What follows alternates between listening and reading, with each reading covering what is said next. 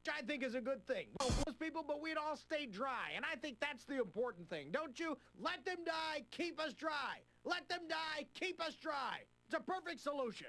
These are just my thoughts on what to do with the homeless. If you agree, hey, send me a letter supporting me on it, and we'll try to get some of these ideas rolling, you know what I'm saying? And if you're a big corporation who would like to fund some of this stuff, hey, more power to you. More power to you. Give me a call, we'll get this going. Next call. Yes, hi, Stu. My name is Jack, and I am very, very hostile towards you right now. Although, I'm not going to lose my temper on the air because I don't roll like that. I represent a group called GAS, Gentlemen Against Stu Pickles, and we are currently boycotting your little show. We do, however, have to listen to it because we got to know what we're going to boycott, right? But I just wanted to use your radio time and let everyone out there know that they should absolutely stop listening to Stu Pickles and his little communist show that he has manipulated people with for years. Oh, communist. Very nice. Very nice. Oh, well, you know what? You live in America, and you have a right to give us your little opinion, as stupid as it is. But, you know, I can't believe you've got an organization together. How many people are in your little organization? There's 4 of us, Stu. Woo-wee! Boy, the regime is coming! The regime, get ready! Look, you're idiots. 4 people are going to take me on? I weigh 323 pounds. Jesus. 100% beef here, my friend. If you think I'm going to stop this protest because you're overweight, oh, mister, you are mistaken. What are you against? Well, Stu, you're very hostile, right off the top of my head. Hostile. You call people names all day long and you never say you're sorry. You just think it's okay, and I hate that about you. You're also pro-violence and killing people. I mean, you're just a big, giant, fat, sad man. I'm not sad. I'm a happy guy. I'm happy-go-lucky. I'm a jolly fat man. You don't sound like that. Oh, I don't. Well, maybe you don't listen to the right parts of the show. Gosh, you're so opinionated. If I was dating you, I'd break up with you, but I'm not, so I won't. You just think it's Stu's way or the highway. Jeez, get a map, honey. It pretty much is. Well, that is not right. What is wrong with what I think? Listen, because some people have different opinions than you, it does not mean that they're stupid or retarded. Asshole. If people think the right way, they're not stupid or retarded, like you. But see, there you go, right there. You just did it. What did I do? Well, you just said I was stupid and retarded. Look, I just stated a fact, that's all. That's all I'm saying. Stu, you don't even know me, okay? You don't know this sister. You don't know me. You know, you've got an organization with my name in it, and you don't even know me. I bet you have t-shirts. That is so stupid. Well, Stu, you have t-shirts, and I don't call them stupid. But people listen to my show, they want a t-shirt. You got 4 guys. Did you do them with a little marker? No, we did it with a Redazzler. You ever seen those? They're like, whoosh, and this little sparkle. It's awesome. I see. Well, I bet they look nice. Well, they are. You know, they're awesome. Everybody comes up, and they're like, where did you get that t-shirt? And I'm like, well, you know, we're Gasp, you know, Gentlemen Against Stu Pickles. And they're like, I gotta get one of those. And so I thought about starting a little boutique or something, you know, something on the beach or something like that. You know, we could sell smoothies and t-shirts and customized stuff, hats and earrings and trinkets and baubles. How many have you sold? Well, we sold 6. It was buy 1, get 5 free. 6? So you got 4 members. Do 2 have some various t-shirts so that they can, you know, switch it up every once in a while? Yes, we each have. Honestly, we have 1 color for every day of the week, so we have 7 colors each. It's, you know, it's kind of neat. It's one of those things the girls do. Wow. That is great. Well, you know, hey, good luck. Could you tell everybody where you're located? Yes, I can, and thank you very much, Stu. You didn't even call me stupid. I think we're making progress together. Okay, well, we are located in Blister Canyon on Harwood Boulevard. That's 2257. And just come on down, guys, seriously. I think that would be great. I think all my fans out there would love to come out there armed to the teeth, find you in all your little Gasp t-shirts, and beat the living crap out of you. See, Stu, you did it again, didn't you? You couldn't let that one go by. I didn't do anything. I don't know what you're talking about. Oh, geez, someone's at the door. Hold on, Stu, I'll call you back. All right, then. You know what? I tell you what. The first person to come by my studio with a bloody Gasp t-shirt ripped to shreds gets a free coffee mug and a copy of my book. How does that sound? You know, I just want to take a minute here to talk about one of our sponsors for our little show here. Harry Sachs Barbershops, one of the oldest practicing barbershops in the world, is giving 50% discounts to the listeners of the Stu Pickle Show. Now you're asking yourself, how can Harry stay in business after all these years? Tried and true American know-how, that's how. Harry Sachs knows you want a deal, so guess what they're gonna do? They're gonna take care of you like a grandfather would. And not like the one you put in the home to get his summer house. The other one. You know, a lot of people ask me where I get my haircut, and the answer's always been Harry Sachs Barbershop. Right now, Harry Sachs has a shampoo, trim, style, and wax any area of choice for only $40. Until I met Harry, I couldn't go near the beach, but now with my new haircut and back wax, I can swim with the rich and elite. So remember, Harry Sachs Barbershop, where they'll cut your hair anywhere. Tell them Stu sent you. Hey, we're back. I'm Stu Pickle here on the Stu Pickle Show. Boy, we've got some great topics today, so let's get right to it. Hey, we got another caller. Come on. Hey, Stu. Yeah, what's up? I just beat the crap out of that guy. Do I win something? Oh, you certainly did. Well, you got a book and a coffee mug. Hey, you guys want these t-shirts? You know what? If you could bring the carcass down here, let's burn it in front of the station. Yeah, hey, listen, hold on a minute. There's a couple guys trying to run out back. Hey, Stu, you want me to bring one of them up alive? I'll duct tape him to the hood of my car, and you can beat the crap out of him. Sure, bring him down. We'll do a couple rounds. You go first, I go next. Whoever gets the highest score, the guy screams loudest, gets a t-shirt, something like that. I don't know. You're the prize guy. If you got a tire iron, I'd like to hit him over the head with that. All right, will do. I'll call you back. Great. Oh, man, that is some fine radio. You don't get stuff like that every day. I mean, that's a special moment. All right, Susie, we're going to take a little break. When we come back, we're going to take more calls from great Americans like you. Next call. Hey, Stu, how you doing? Here's an idea I was just thinking around the house. You said something earlier about putting bombs on people and blowing them up. Well, I think what we should do is we should bomb everyone, right? Well, you see, we go down to Lava Falls or Blister Canyon and we put a bomb inside everyone, maybe in their abdomen or in their head or, hell, I don't know, I'm not a surgeon. So we put these things in there and Axel, you know, he's got all the launch codes or the detonation codes or whatever, and say someone breaks the law, they don't gotta go to jail, nobody's gotta go and find them, nobody writes a warrant, we just push a button and blow them up. Not cost effective, my friend. Not cost effective. Think about the price you're putting on that. You've got to have a surgeon go into the scummy place of Lava Falls or Blister Canyon, open and touch. They'd have to touch the people. Who wants to touch somebody from Lava Falls? I don't. So then you have to touch every single person there, put a charge inside of them. Well, what if we lie and we didn't put a bomb inside them, and when they come in, we just shoot them and take their shit? No, that's not going to work either.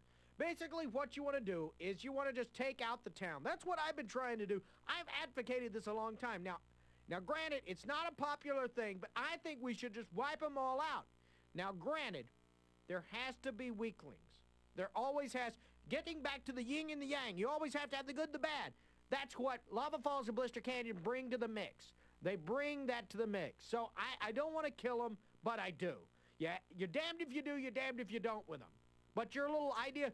First of all, you're saying push a button? Yeah, you know, like a detonation button or something. Think about how many buttons you would have to have. That's ridiculous. What if, let's say hypothermically, that you had one button and they were all wired to the same button? And then you tell them, hey, you guys don't break no laws, because if one of you fucks up, you all die. That's the same thing as dropping the bomb on them, but it's cheaper. All right, well, let's just drop a bomb on them. That's what I said in the first place. Okay, well, then we agree, huh? Sort of, except you're a moron. All right, but that bomb thing's cool. All right, send him a t-shirt. Next caller. Hi, Stu, long-time listener, first-time caller. I agree with a lot of the things you say, and I myself am a gun owner, but, I want to know, would you let your children carry a gun? Not only would I let my children carry a gun, I do let my children carry a gun. As a matter of fact, as a Christmas gift, I gave my kids a machine gun and a chain gun. My little boy, Tommy, loves this chain gun. It is one of the sweetest little things you've ever seen in your life.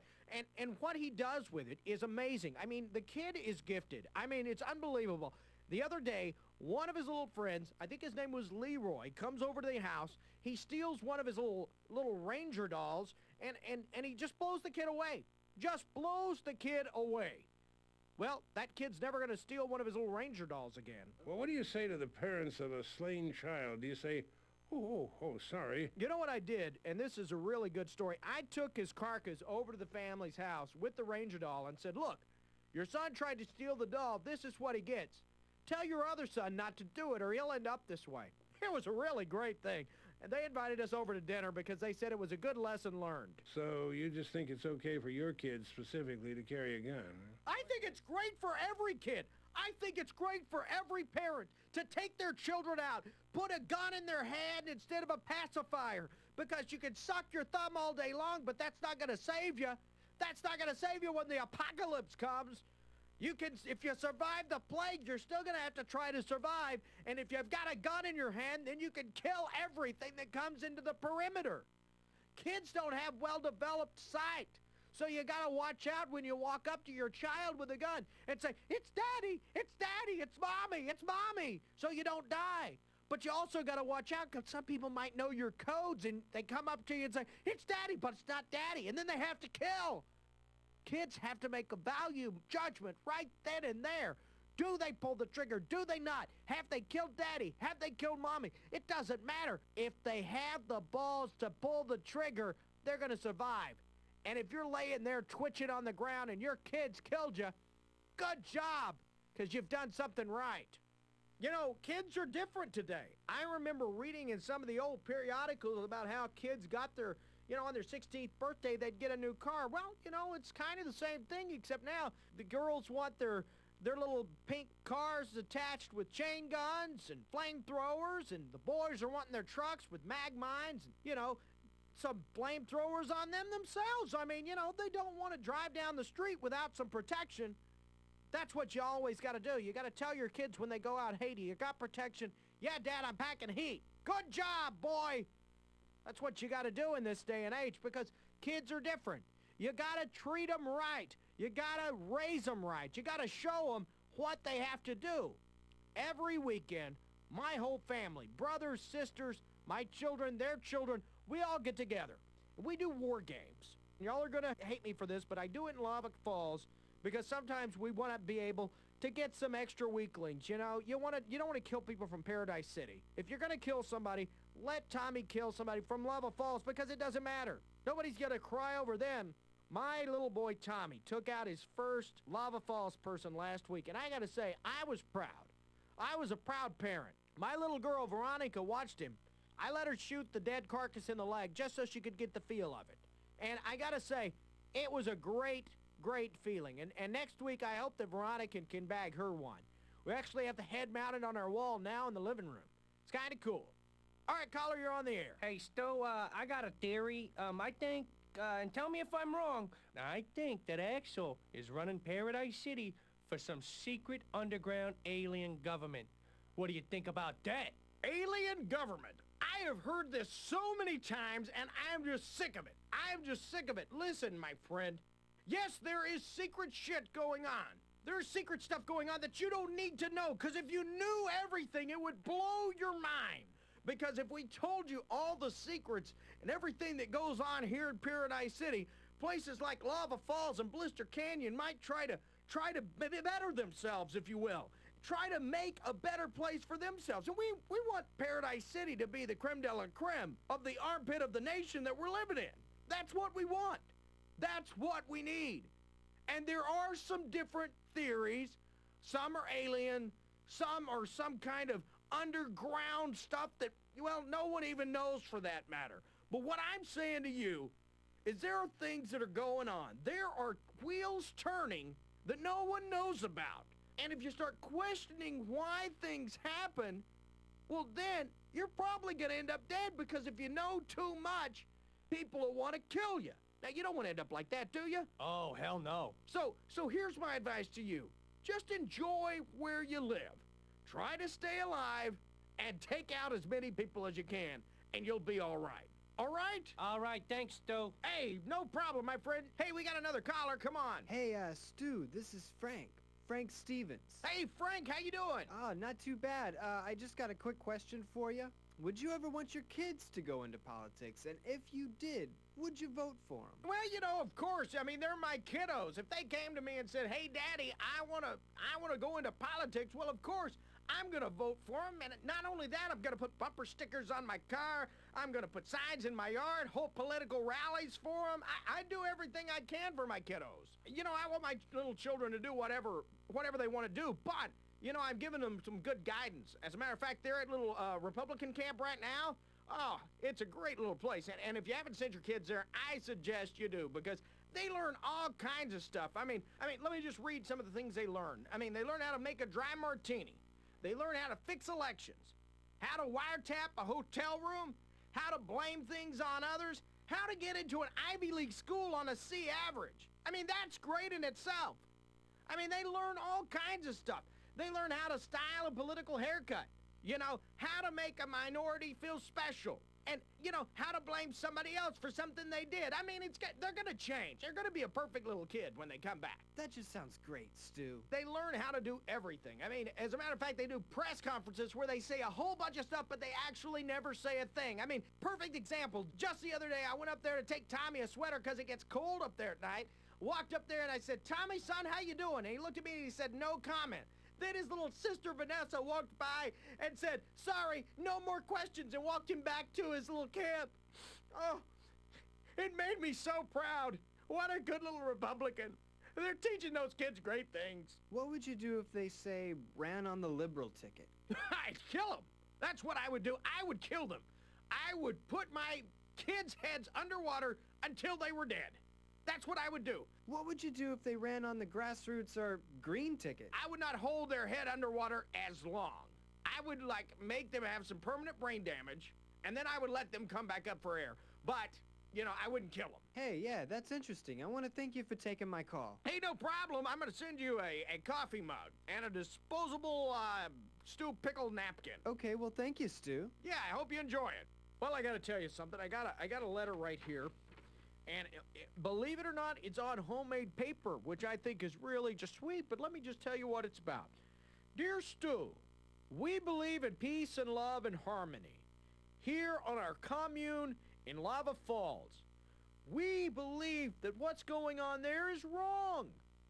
You shouldn't kill people, you should love people. Instead of running someone over, give someone a ride. We believe that things are good and are inertly sweet. If we just all work together, everything will be better.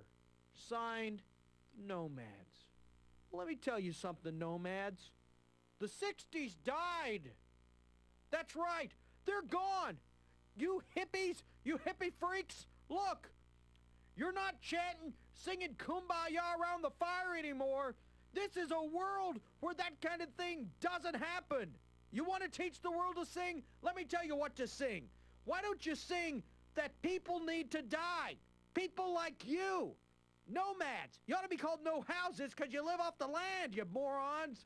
Look, here's the deal. While you're sitting there eating your bean burritos, making your clothes, and wondering how you're going to make it through the next day and how can things be cooler, what you should do, instead of making a dress for yourself or a shirt for yourself, why don't you make that a long rope and just hang yourselves? That's what you should do, because you're a waste to society. I'm so tired of these bleeding heart liberals telling me that we don't need war, we need peace, when they're not living in a real world. They need to take a step into the real world and see what we got.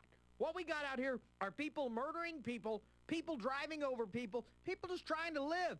That's your normal society right there. I killed 4 people on my way to work this morning myself, and I gotta say this, it felt pretty good. I suggest, as a nomad, you should try to pawn all your stuff together, sell your wares, and buy one gun. Everybody pop off a few shots into a carcass and see how fun it is. You wouldn't be nomads anymore. I tell you what I'm gonna do. I'm gonna thin out the herd myself. Me and my kid Tommy and my daughter Veronica, we're gonna come out there next weekend, and you know what we're gonna do? We're gonna take pop shots at you.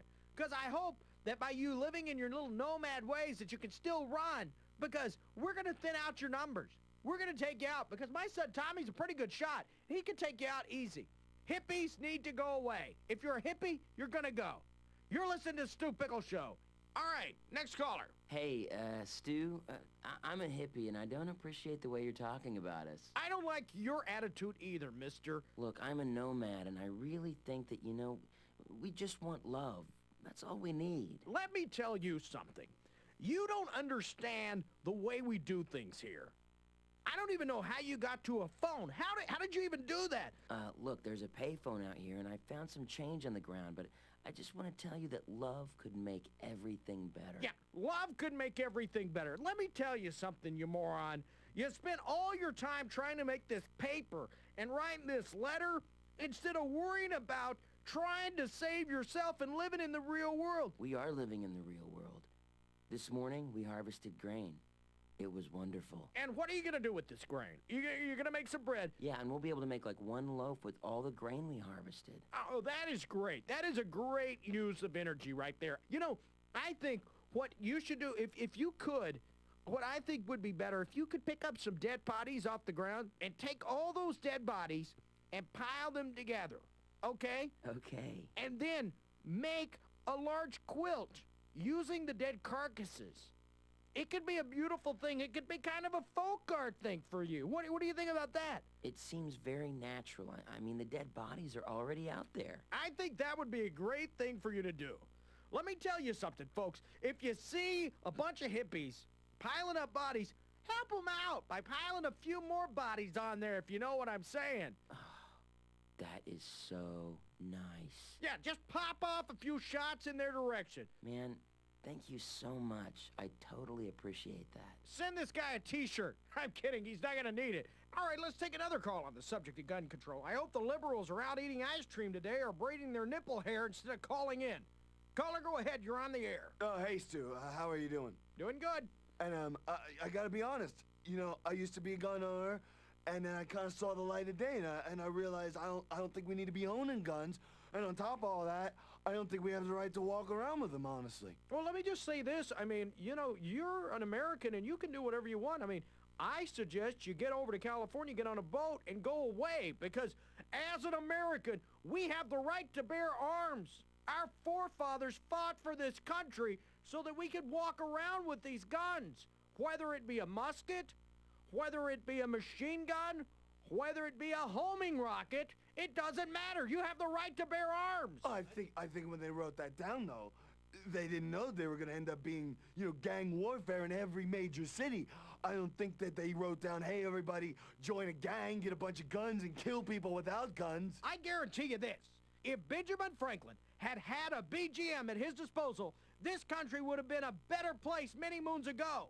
And I seriously doubt we would have spawned simple-minded, tree-hugging hippies such as yourself. Stu, you're a raving lunatic. You're doing a disservice to everyone in Paradise City right now. I'm a lunatic. Are you listening to this guy? Here's an asshole living in Lava Falls without a gun. Hello? He's gonna die. He's gonna die. If he goes out to get his morning paper, he's dead. If he goes to the store to buy his groceries, he's dead. If he walks outside, takes a shit, wipes his ass, he's dead. It doesn't matter. He doesn't have a gun. He has no way to defend himself. He can pick up a pokey stick, but that's not gonna help him. He's not gonna be able to live. We are Americans living in Arizona, and I say this. If you want to survive and continue to be an Arizonan, you will have a gun in your hand every time you walk out of your house. And if you want to live long, you have a couple in your pocket, too. Oh, so that's your solution? Here, your solution is shoot everybody? Don't shoot everybody. Flamethrow some people. Do something else. But, you know, have some way to defend yourself. I mean, for God's sakes. I mean, this is ridiculous. If you have a gun, you can pretty much defend everything but maybe a tornado. A dog's coming at you, boom, it's dead. Person coming at you, boom, it's dead. Hippo coming at you. Okay, we live in Arizona. Probably not going to be a hippos, but I'm saying if there was one from a rogue zoo, boom, it's dead. Your solution is shoot everybody? All right, Stu, it's obvious that we're not even on the same page here. No, we're not in the same page, because I'm in a real book and you're in a little kitty book with pictures. Hey, look, I've got no guns. Look at us, we're all happy. Well, that's a bullshit world, and I'm not going to be living in it. And if you buy that book, you're a complete asshole. Yeah, well, I'm not going to read your book, and I'm not even on the same page. I just disagree with you. My grandfather lived in a world that was started by people who believed in other people, friendship and love and honoring other people. You know, loyalty. There was no shooting people. He lived in a very peaceful society until he was shot to death. Well, let me tell you something. Your hippie grandfather might have lived a little longer if he'd been packing a couple of 9mm under his belt instead of a bunch of granola bars. Yeah, let's not poke fun at a dead man here. He was shot to death, okay? He was an innocent man walking down the street, and one of the sentinels rolled up behind him with a chain gun and let loose on him. He had no idea what was coming. Let me tell you something. If a sentinel killed your grandfather, he needed to be killed, because sentinels just don't kill people willy-nilly. They want to thin out the herd so that they can get rid of all the weaklings. Well, I disagree with you, Stu, and I'm not gonna listen to you anymore. Well, I tell you what, I'd love to get your address. I'd like to send you a copy of my book, maybe see if we could, Sir, what's your address, sir? 612 Brookhurst, and then that's in Lava Falls. All right, well, hey, I gotta tell you something. If you're looking for some extra things, a place to loot, hey, go over there and kill that guy because he doesn't have a gun. Hey, Stu, you can't do that. You can have all his belongings if you'd like because he doesn't have a gun. Oh, come on, there's gonna be a law against this. You can't get my address out over the air and tell people to come and kill me. I didn't give your address over the air, my friend. You did. You're listening to the Stu Pickle Show. Next caller. Hey, Stu. Yes, I sir. love your show, first of all. And there's a lot of people, we get together a lot and we listen to your show as a group. And then afterwards we sit around and we discuss it. And, you right now are a really big mainstay in my household right now. And I got a question because a lot of people, we've been talking about this on the street. And would you or have you ever considered running for a political office? I get that a lot, but I gotta say this, and I gotta be honest with you. I am not a leader. I do not want to run anything. I'm more of what you would refer to as an educator. I like to give my views and spout the knowledge I know, but I don't want to, I don't want to be out there in the trenches because there are good people out there that can do that. Let's say, for instance, because I know that a lot of people in Blister Canyon are behind you, and they love your show, they listen all the time, and, we've actually talked about it, maybe asking you to run for mayor. I would never do it. I would never do it. And let me tell you this, Blister Canyon is a crap town. It's a crap town. That's bottom line. Bottom line. If you've been to the Taj Mahal, why would you want to go someplace else? You know what I'm saying? I live in Paradise City. Why would I want to lower myself? Okay? If you're the head of crap, you're still crap. You know what I'm saying? You don't think you could make it as good as Paradise City? No. Let me tell you something. The only thing that Blister Canyon does, it's like a pimple on the ass of Paradise City. That's the problem. That's the problem. Pop the pimple, move to Paradise City. All right, we're talking about different things here on the Stu Pickle Show. Yeah, caller, you're on the air. Hey, Stu, love the show. Just got a question. Wanted to know why we have to deal with so much violence these days. Well, have you been outside, my friend? Have you looked outside? Do you look outside your window? Are you on the streets? Yeah, I mean, that's exactly my point. I think society's gone to, well, hell in a handbasket, quite frankly. I think we've been through enough already. I can't even cross the street these days without worrying about being lit up by a bunch of crazed gang members. Well, I tell you, that's exactly what's going on. Since the plague, since everything has been knocked down because of the society we lived in for so long, thank goodness we're on the right track now. But that's what it's come to. I agree, Stu. Just the other day, I was walking behind this guy, and out of nowhere, a missile comes screaming down the sidewalk and nailed him right in the groin. It was awful, Stu. I mean, just awful. The pain. You should have seen it. I tell you what, I know the feeling. If you've ever been hit in the crotch with one of those, you know that's gonna be, it's gonna leave a mark, I gotta be honest with you, and it's gonna sting to high heaven. I think it shows that our society is hateful, quite frankly, and that it's okay to shoot people in the crotch. I hear you. That's a little below the belt, but that is the society we're living in under the liberal hoo-haws that are out there today. People had to be put into line. They had to be some kind of order, and that's all some people understand. A swift kick to the nuts will set somebody on the straight and narrow any time. Yeah, okay, Stu. Well, I just wanted to thank you for giving me some of your time. Hey, I appreciate it. I hope you're doing good. And you know what? I'm going to send you a T-shirt and a coffee mug. All right, we're thanking you, Stu. Now, one of the things that many people are upset about these days, and I have to say I'm one of them, is the overcrowding and misuse of our fine hospitals here in Paradise City. Now, the problem I have here, and I'm not the only one, is these weak-minded pinko liberals are overcrowding our hospitals at an alarming rate. They come in droves with their petty injuries, such as gunshot wounds, third-degree burns, decapitation. My God, the list goes on and on. When are they going to learn to take care of themselves? Haven't they ever heard of a Band-Aid? Didn't your mother ever teach you to keep an aloe vera plant handy? Mine did. Don't you know how to heat up a pointy stick, cram it into your flesh wound, and stop the bleeding? People, this is what I'm talking about. You have to learn to take care of yourselves and not bother our fine doctors with so-called emergencies. Now, we have one of our fine doctors from Paradise City Hospital on the line here.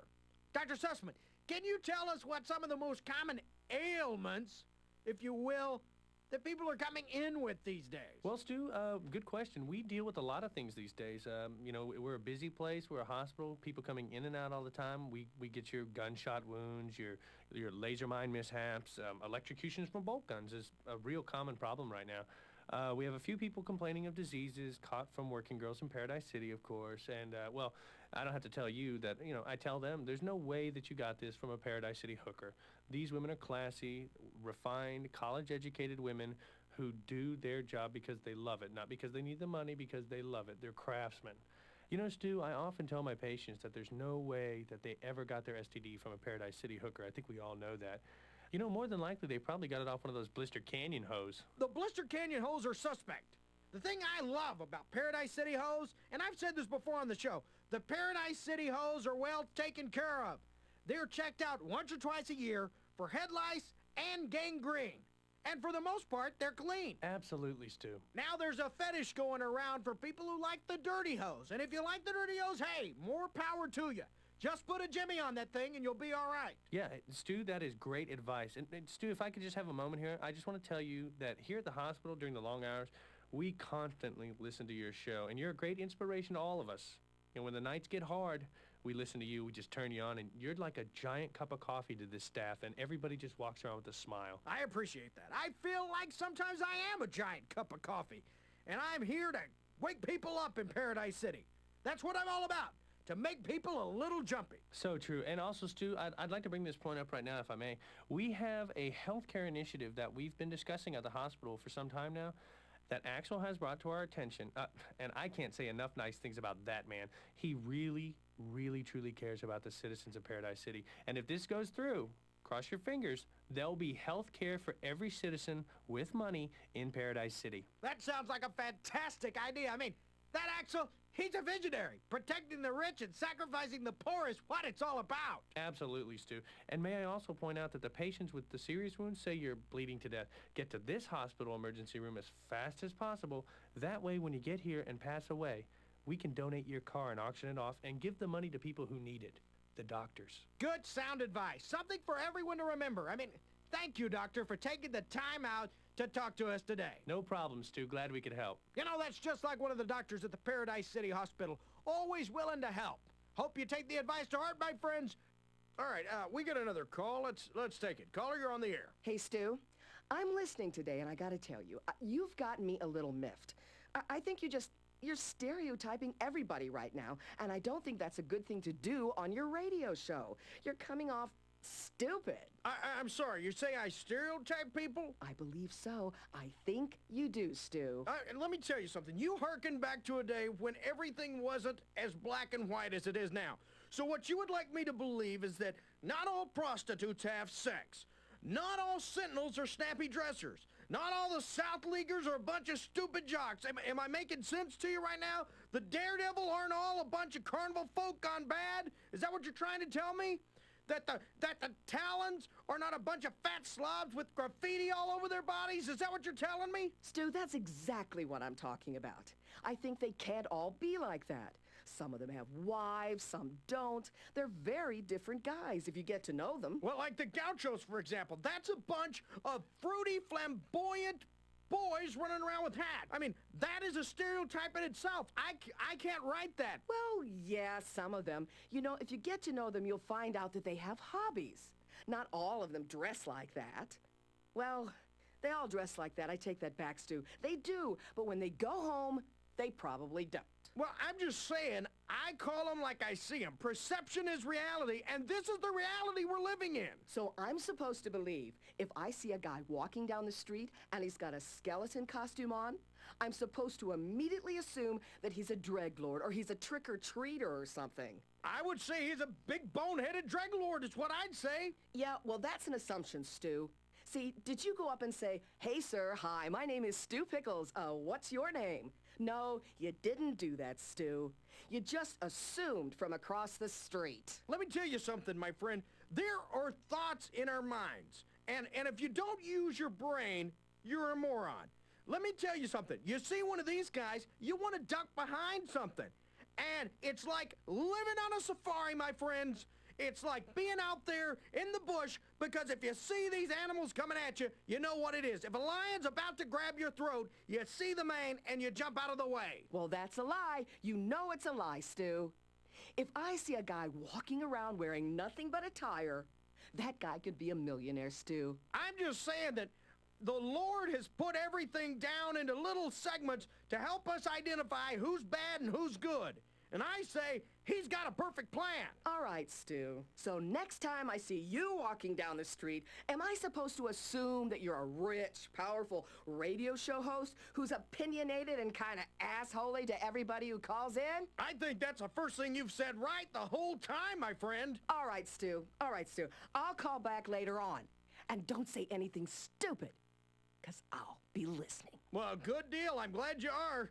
A moron needs to be educated, and, well, you can't get better educated than listening to me, let me tell you, that's for sure. All right, you know, we've got a lot of people out here. We've had a great day of callers. Let's take another call. Yes, you're on the air. Hey, Stu, love your show. I just have a comment right now.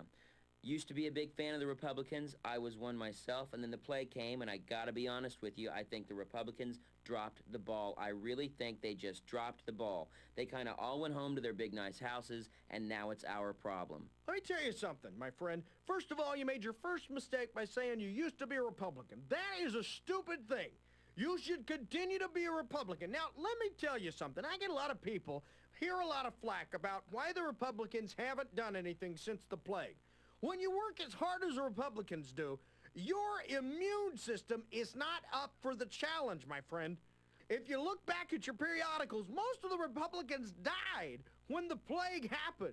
There was a few that were able to make it to a bunker, and they haven't come out. They're still working for you, but they're working behind doors. You can't go out and shake hands with the people, because if you shake hands with the people, chances are your hand's going to fall off from the plague. If you want to continue to work for the people, you're going to isolate yourself and try to continue to work for them. Okay, Stu, I understand what you're saying, but do you really, truly believe in your heart that when the Republicans come out of this secretive bunker that they'll even be voted into office? Do you really think that we can get a Republican in office right now? Are you kidding? They are still in office, my friend. What you do not realize, they're still working for us, and they're not getting paid as much as they used to. That's how dedicated they are. They took a pay cut 5 years ago just to help out because there weren't as many people to pay them because of the large body count the plague took. You know, Stu, I disagree with you. I think a lot of people are going to go Democrat or liberal. I also know there are some grassroots parties rising up, and I know some of the nomads are forming a party. Well, let me tell you something. If you're a nomad or Democrat or whatever, why don't you take your happy butt over to Blister Canyon and make it their problem? Make that your little liberal hoo-ha paradise. You know, I think you should read a book called Liberal and So Am I. I think it would really open your eyes because the Liberal Party is one of the best parties ever invented. It's for everyone. It's an every-man campaign this year. The best thing you could do with Liberal Am I is to use that to wipe your butt, my friend, because that is the biggest bunch of junk I've ever seen in my life. That is one of the worst books, and I know the guy that wrote it. And let me tell you something. He just wrote it for the money, my friend. He's a Republican. He just did it to start some crap. And let me tell you, he did. You know what? I think the voters will show you just how wrong you are coming up in the next campaign. Oh, I can't wait to see it, my friend. And I tell you what, will you come up here and eat that book if you're wrong? Okay, Stu. Oh, I can't wait to see that. That's going to be great because, my friend, you might as well starve yourself a little bit because you're going to have to work up an appetite to get through Chapter 5, all right? Well, that's a bet. I'll be up there anytime, any day. I am so tired of these liberal hoo-has calling me and telling me what Republicans are not doing for them. The Republicans work hard for you, my friends. So many died that day so many years ago, and people are not remembering. And they should remember all of those fallen Republicans, those good Americans that tried as hard as they could to work for you. And now you're besmirching them by not remembering them. Let's have a moment just to remember all those fallen leaders that helped us so much. You're listening to The Stu Pickle Show. Society here in Paradise City. If it wasn't paradise, would they call it that? I don't think so. I gotta say, we were in such distress. when the plague hit. Now, Axel took us all the distress that was going on, and he helped us get to a point where we could get through this problem we are dealing with. Now, I've got to say this, and I don't want to point fingers, but the Democrats, they were able to put their finger on a cure for the plague. I don't know if anyone was listening on October 7th when I did this show. You can call Susie, get the transcript. I talked to a senator, a Democratic senator, who said that they had the cure. They needed funding. They had the cure. But because the Democrats would not relinquish the power, they would not give the cure. Now we're living in an apocalypse that if Republicans had been in charge, they would have shared it. They would have given the cure out to people, but no, we want the power. No, you can't have the power, so now we all have to die. I lost a kneecap, for God's sake. This is chicken shit. But if the Democrats had only shared their precious toxin that could have maybe been developed so it could have been a cure, we would have been in so much better health right now. I tell you what, I'd have been able to have a better golf game. You can't hit a ball straight without a kneecap, brother. If you're a Democrat out there, and I think there are only 3 living right now, I hope somebody in a car can find them and kill them for what they did to this country. That's what I'm saying. You're listening to the Stu Pickles Show. We have a foothold in the transportation of beer. We are strong. They are weak. We will stamp out the competition for the motherland. Those who do not drink the Kleinschlanger will be shot. Put them against the wall. Today is the day we have been preparing for. We will control the city's beer empire. Let the other beer companies feel the rage of Kleinschlanger. Victory will be ours. We will stop their production. We will stop their trucks. We will drink the blood of our competitors. The chosen beer for the chosen people. The Kleinschlanger! The Kleinschlanger! The Kleinschlanger! The Kleinschlanger! Pick up a 12-pack at your local grocery store today. Der Kleinschlanger, the beer of a new empire. All right, boy, that was great. I'm Stu Pickle here. Radio, whether you want it or not. Boy, we've got some great topics today, so let's get right to it. Caller, you're on the air. Yeah, I got a question about traffic. Go ahead. All right, here's my thing. I keep getting caught in traffic, and I'd like it to stop. Sir, you are what we call and refer to in the radio biz as a complete idiot. You wouldn't know traffic if it hit you upside the face. Let me tell you, I can say this without a doubt, that you are not only an asshole, but an extreme asshole with vengeance that comes down directly from hell, my friend, directly from hell. You should try to experience traffic on a personal level. I would suggest, if I were you, to go out into the street, lay on one of the yellow lines because it will match the yellow spine you have, and get run over 30 to 40 times before your family can't recognize the smudge spot on the highway. We're gonna send you a free t-shirt, though. Thanks for calling in. All right, caller, you're on the air. Yeah, hi, Stu. Well, I got a question and kind of a comment, too, I guess. But what do you think about the rumor that Axel is just coming to power so that he can get everybody to move to Paradise City, and then he's gonna blow it up with a nuclear bomb? I've heard this out on the street. People have come up to me and talked to me about this, saying they're worried about this. Why would Axel go to the trouble to make such a mecca, a paradise, if you will, thus the name of the town, if he was just gonna blow it up?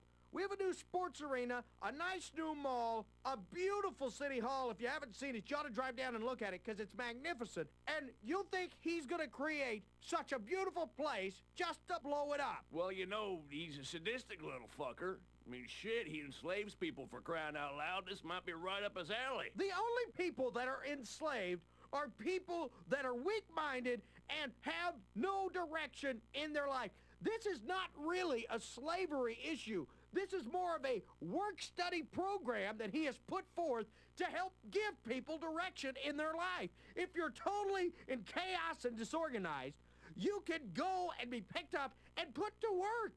And one day, you have that pride of workmanship.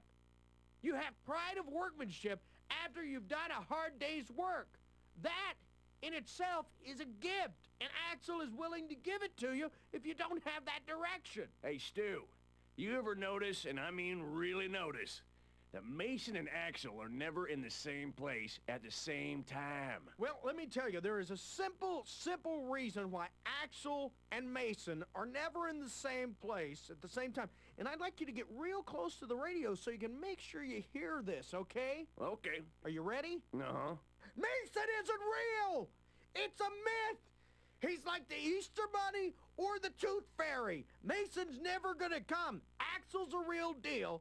Get behind Axel, because if you're not, it might as well be endorsing the Invisible Man, because I'm telling you this right now, Mason's not coming. Well, one of my neighbors seen him. Oh, really? What'd he look like? We'd love to hear this, because we want to know when the Messiah comes back. Come on, tell us what's happening. Well, she didn't get a look at his face, because he was swimming at the time. Oh, I see. The person who's going to deliver us has time to go swimming. Yep. Wow, boy, that is some really in-depth knowledge. I hope that your neighbor has a free schedule, because I'd like to hire her to be an investigative reporter. Wow. Well, I'll run across the street and have her call in then. You know what, why don't you, I tell you what, why don't, instead of running across the street, why don't you stand out in the middle of the street, wait for one of our guys to come over and talk to you with it, because we want her to sign the contract. So when you see that car coming, he likes to drive up real fast, but he'll stop, I'm sure. I'm sure he'll stop. So just stand out in the middle of the street and just wait for him to come, all right? Okay, great. Well, and hey, Stu, can I get a job, too? Oh, sure. How much do you want to make? Well, how about, $1 million a year? I'll give you $2 million if you'll stand out in the middle of the street till my buddy comes and gets you to sign the contract. Hey, baby, guess you just got a job. I told you, you doubting bitch. Guess you don't have to turn your ass for tricks tonight. All right, boy, I tell you what, oh, I can't wait for this. Hey, Susie, could you send the mail guy out to run this guy over, please? Good deal. All right. Oh, I can't wait to see the grease spot on that road. Hey, you're listening to Stu Pickle Show. Hey, we're back. I'm Stu Pickle. Here on the Stu Pickle Show. Boy, we've got some great topics today, so let's get right to it. You know, one thing that made me mad this morning, I was driving to work and I drove over yet another homeless person. That is the 5th homeless person I've driven over this week, and I gotta tell you, it really ticks me off. I got an idea for this, and I'm just gonna throw it out. Homeless work camps. What if we take all the homeless people and put them in one area? They're in this one big camp, if you will, and they're doing our bidding. Whether they're filling up potholes or retreading tires or whatever they're doing. Maybe they're building ammunition for us, who knows? But we gotta do something about the homeless. As a matter of fact, I've been working on this at home, and I've got 6 points to the homeless solution. I think these could work, I don't know. 6 steps on the homeless solution. Number 6, there's so many homeless people that are dead. Why don't we start utilizing their dead carcasses as bait? You know, we all take a deep-sea fishing expedition. You spend so much anyway on that. Just think of the money you'd save. Now then, once you've gone through all the dead bodies, you start using some of the live people and you start killing them. Then, pretty soon, after about 6 or 8 weeks of fun vacation time, you've gone through the homeless population and booyah, you're done with that. You don't have to see them anymore. That's one idea. Another idea is to use them for weapon experiments. For example, you know, a lot of times you use those little paper targets. Well, how bad is paper gonna try to defend against it? It's not, it's really not. But if you start shooting homeless people, just think of what you can do. You can see how far a scatter gun will throw a 140-pound man. I mean, that's invaluable. You could shoot somebody in the crotch, see what kind of reaction you get. I mean, these are all things you can practice when you're in the heat of battle. For example, the other day I shot a homeless guy with a chain gun and watched him run around on his nubs for 30 minutes. I mean, I wouldn't have thought that. So next time I shoot somebody, I'm gonna go for a head instead of the legs, because I don't want him running around. What if he's got a knife? Another thing I think we should do is have a homeless army. Now, here's the thing I'm thinking about that. Okay, let's say we want to attack Lava Falls or Blister Canyon, okay? Now this is a very common practice. Why would you want to go in with your sentinels and have them be the first line of defense? You don't. invariably, they're gonna get lucky, and they're gonna get off a couple of pop shots. We're gonna have some casualties. We don't want that. Here's what you do. You get your homeless people, and you tell them there's a free buffet over in one of your other cities, or wherever you're attacking, for that matter. All right? Then this horde of homeless people are gonna get up, they're gonna start heading that way. Then you get on the horn, and you call them, and you say, hey, I'm sending over an army. Get ready for it. Well, they're going to use all their ammunition to shoot all these homeless people. Well, once they've gone through all of their ammunition, they're going to be out there trying to search and scavenge and see what they can get. Well, by that time, they're going to realize it's homeless people. Then our sentinels walk in there. Booyah, they've killed them all, taken the city. It's an easy, easy thing. You could probably take care of the whole homeless population in about 2 attacks. Let's say you do one for Blister Canyon, one for Lava Falls. It's not like the other homeless people that survive are going to tell them not to do it because there won't be any homeless people left. You see what happens? It's a great plan. I think it's a good thing. You know, a lot of times when you're in a war situation, you got all those body bags, and that costs a lot of money. And with this, you can just leave them there to rot because, I mean, who's going to want them back? You know what I mean? Nobody. For that matter, you could pile up all the homeless people and make like a little homeless people's shelter. Now, granted, the stench is going to be pretty bad. But hey, if it's raining, it's better to smell a little stinky than be wet. You know what I'm saying? And I think you do. I think you do. You're living in a little homeless hovel, if you will. I mean, I think that's a great thing. Now, granted, you know, some of them, they're not going to have legs and feet, but that's fine. You know, you can figure that out. Maybe that's like a door. Maybe use that for a door or a window or maybe a shutter, something like that. Maybe a little planter box out front. I don't know. You know, I've noticed a lot of homeless people are kind of hairy. It's unattractive to me. So what you do is you shave the homeless people, shear them like sheep. Then you use the hair itself to make like a sweater or a blanket. Now, granted, you're going to say, hey, this sweater or blanket's probably going to smell. Well, once you wash it, it's probably going to be okay. I think actually the stink is held in the hair, and since homeless people never wash, getting rid of the hair will make them smell better. Once you wash the blanket or sweater, it's going to smell better, and it's going to make Paradise City smell like a Paradise City. You know what I'm saying? We shave them completely, but we don't want to be inhumane about it. Why don't we leave them their eyebrows? So if they sleep on their faces, they're going to have a nice little eyebrow pillow. Because, I mean, let's face it, I mean, those are like 2 giant caterpillars on their face. They're not very good about grooming. You know what I'm saying? Last but not least, we had the tornado. What if we have a flood? Well, I got a solution. We create a homeless person levy. We tell all the homeless person they have to sleep in a line, all right? Well, that line, in essence, is our levy, all right?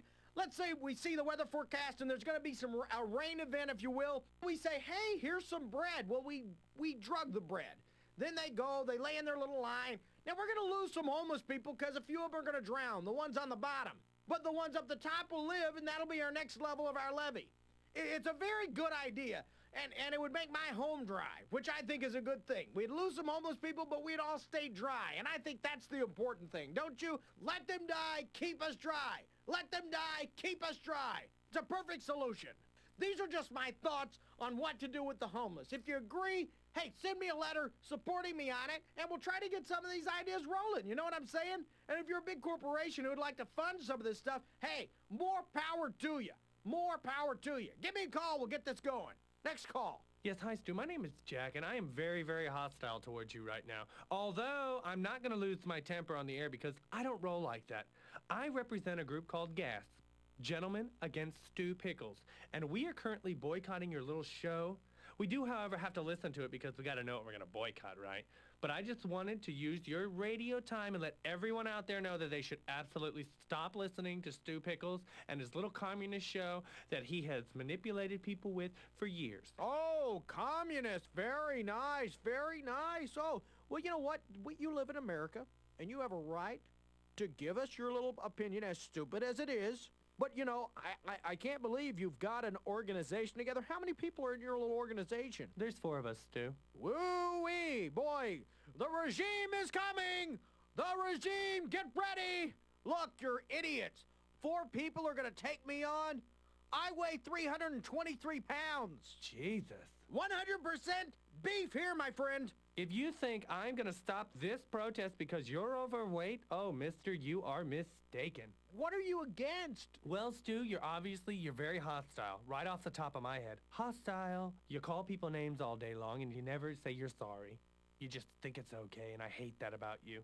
You're also pro-violence and killing people. I mean, you're just a big, giant, fat, sad man.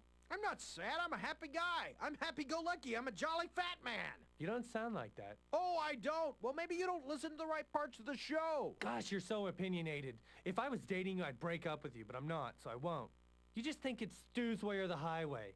Jeez, get a map, honey. It pretty much is. Well, that is not right. What is wrong with what I think? Listen, because some people have different opinions than you, it does not mean that they're stupid or retarded, asshole. If people think the right way, they're not stupid or retarded, like you. But see, there you go, right there. You just did it. What did I do? Well, you just said I was stupid and retarded. Look, I just stated a fact, that's all. That's all I'm saying. Stu, you don't even know me, okay? You don't know this sister. You don't know me. You know, you've got an organization with my name in it, and you don't even know me.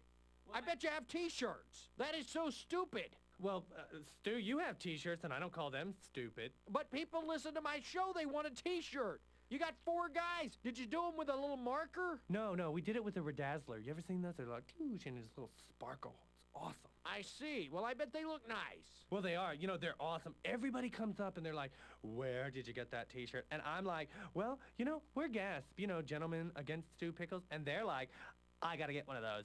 And so I thought about starting a little boutique or something, you know, something on the beach or something like that. You know, we could sell smoothies and T-shirts and customized stuff, hats and earrings and trinkets and baubles. How many have you sold? Well, we sold 6. It was buy 1, get 5 free. 6? So you got 4 members.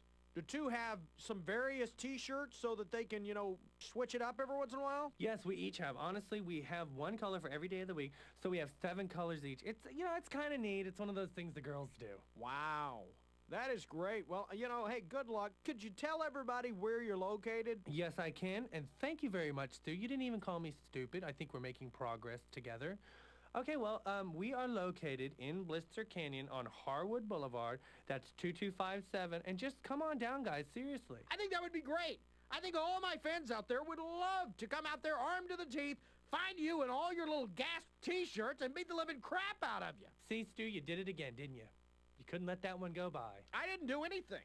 I don't know what you're talking about. Oh, geez, someone's at the door. Hold on, Stu, I'll call you back. All right, then. You know what? I tell you what. The first person to come by my studio with a bloody Gasp T-shirt ripped to shreds gets a free coffee mug and a copy of my book. How does that sound? You know, I just want to take a minute here to talk about one of our sponsors for our little show here. Harry Sachs Barbershops, one of the oldest practicing barbershops in the world, is giving 50% discounts to the listeners of the Stu Pickle Show. Now you're asking yourself, how can Harry stay in business after all these years? Tried and true American know-how, that's how. Harry Sachs knows you want a deal, so guess what they're gonna do? They're gonna take care of you like a grandfather would. And not like the one you put in the home to get his summer house. The other one. You know, a lot of people ask me where I get my haircut, and the answer's always been Harry Sachs Barbershop. Right now, Harry Sachs has a shampoo, trim, style, and wax any area of choice for only $40. Until I met Harry, I couldn't go near the beach, but now with my new haircut and back wax, I can swim with the rich and elite.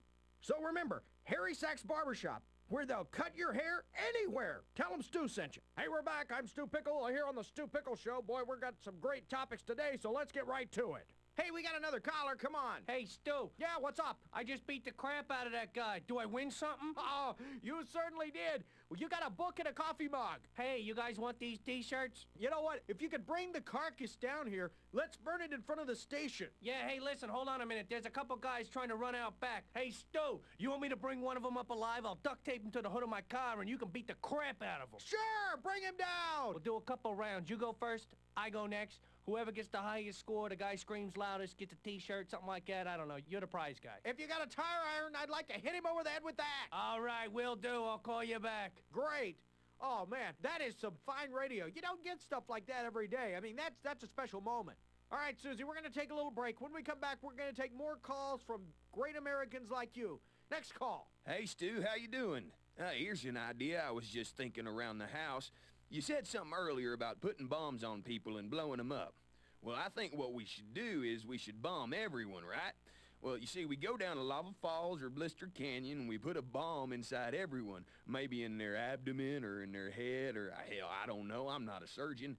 So we put these things in there, and Axel, you know, he's got all the launch codes or the detonation codes or whatever, and say someone breaks the law, they don't gotta go to jail, nobody's gotta go and find them, nobody...